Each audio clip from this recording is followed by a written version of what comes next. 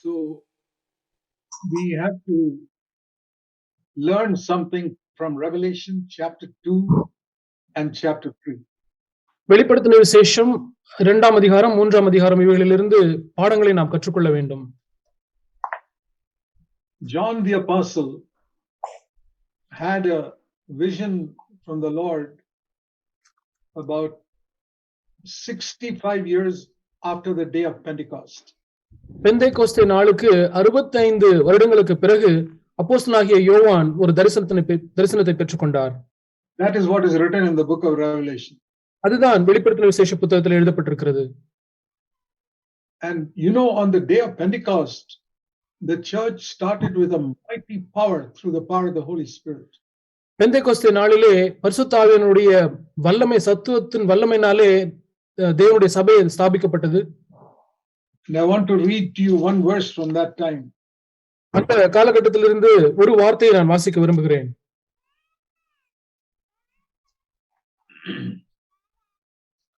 At that time, we read that Acts Apostles chapter 2.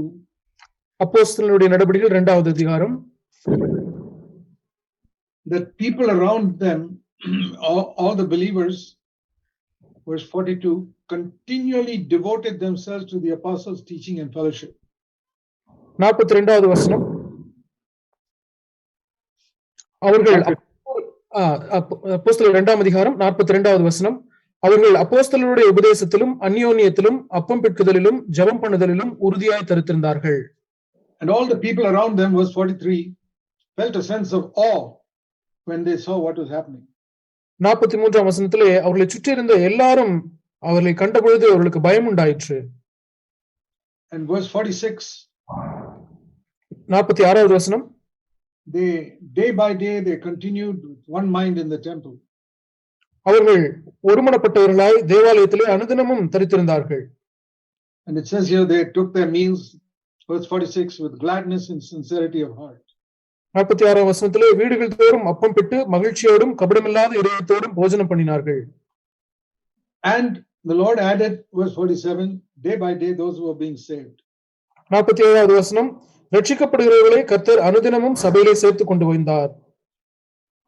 It was with great power that those early Christians were witnessing for Christ. மிகுந்த வல்லமையோடு அந்த ஆரம்பகால கிறிஸ்தவர்கள் கிறிஸ்துவுக்காக சாட்சி பகிர்ந்து வந்தார்கள். And they were all of one mind. அவர்கள் எல்லாரும் ஒரு மனமாய் இருந்தார்கள். And they were pure. அவர்கள் பரிசுத்தமாய் இருந்தார்கள். And Acts chapter 5 verse 11. அப்போஸ்தலர் நடபடிகள் 5ஆம் அதிகாரம் 11வது வசனம்.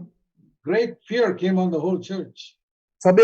சபையாருக்கும் இவை கேள்விப்பட்ட மற்ற யாவருக்கும் மிகுந்த பயம் உண்டாயிற்று. How did that happen? அது எப்படி நடந்தது? Because in chapter 5 verse 1 to 9 we read of the judgment of Ananias and Sapphira. ஏனென்றால் 5ஆம் அதிகாரம் 1 முதல் 9 வரை உள்ள வசனங்களிலே அனனியாவுக்கும் சப்பீராளுக்கும் என்ன நடந்தது என்பது பற்றி நாம் வாசிக்கிறோம். They were both killed. அவர்கள் 2 பேருமே கொல்லப்பட்டார்கள். For what? என்ன காரணத்திற்காக? They told a very small lie. அவர்கள் ஒரு மிகச் சிறிய பொய்யை சொன்னார்கள். Let's say they sold their land for 100,000 rupees. They said we sold it only for 50,000.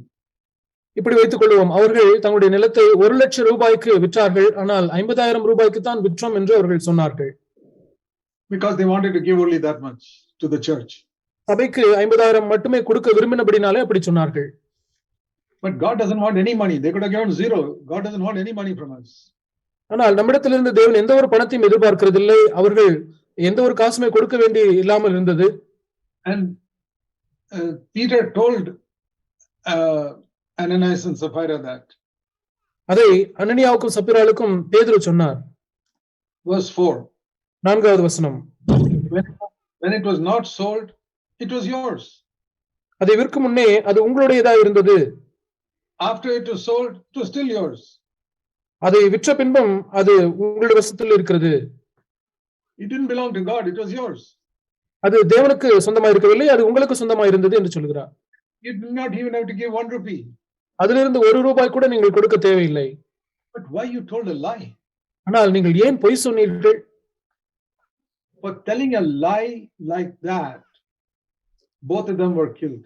அப்படிப்பட்ட ஒரு பொய்யை சொன்னது காரணத்து நிமித்தமாக இரண்டு பேருமே மரித்தார்கள். And the result was, verse 11, great fear came on the whole church. அதனுடைய விளைவாக சபையார் எல்லாருக்கும் ஒரு பெருத்த பயம் உண்டாயிற்று. 11வது வசனம்.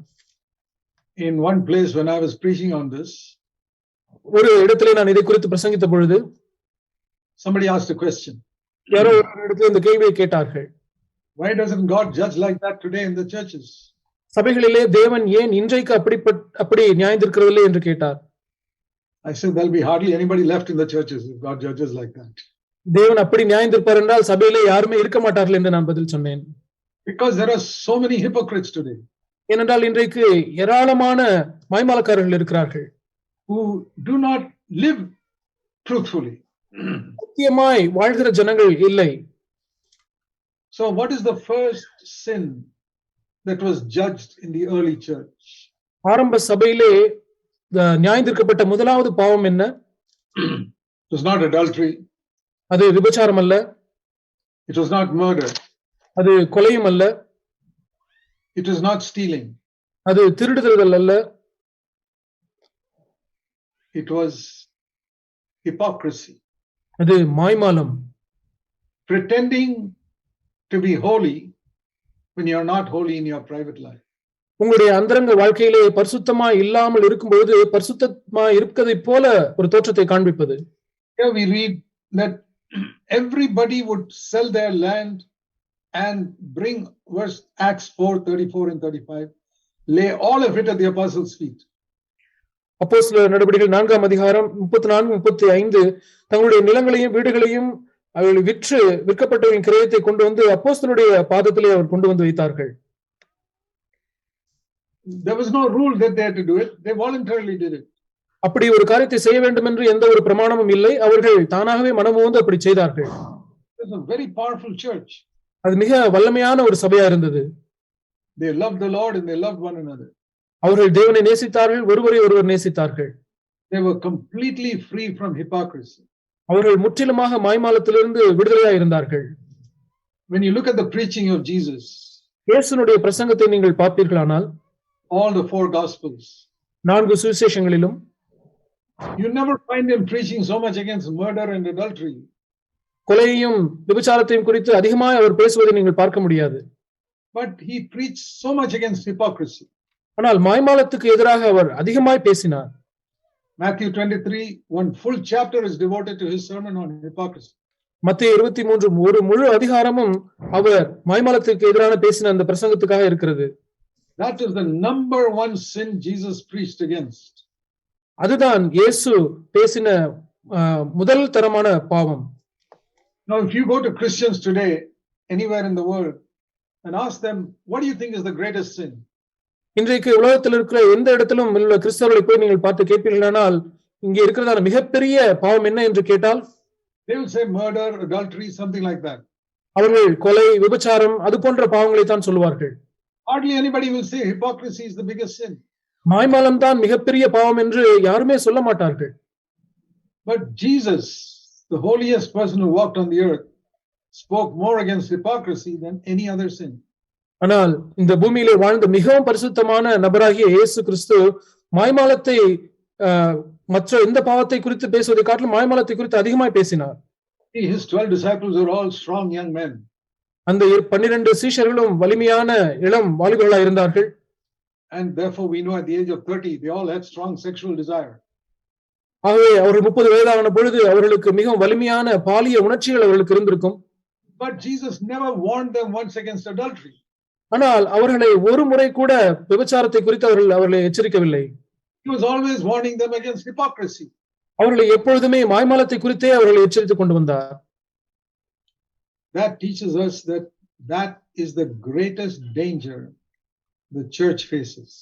அது என்னத்தை நமக்கு கற்றுக் கொடுக்கிறது என்றால் இன்றைக்கு சபை சந்திக்கிற மிகப்பெரிய அபாயம் அந்த மாய்மாலம் தான் என்பதை